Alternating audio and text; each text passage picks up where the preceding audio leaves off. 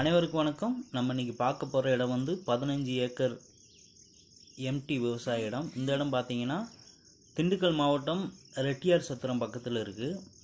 இந்த இடத்துல பார்த்தீங்கன்னா இலவச மின்சாரம், கிணறு, நல்ல தண்ணீர் வசதியோடு இருக்குது. இப்போதைக்கு இந்த இடத்துல எந்த வித விவசாயம் பண்ணலை. இந்த இடத்த சுற்றிலும் பார்த்தீங்கன்னா நல்ல விவசாயம் பண்ணிகிட்ருக்காங்க.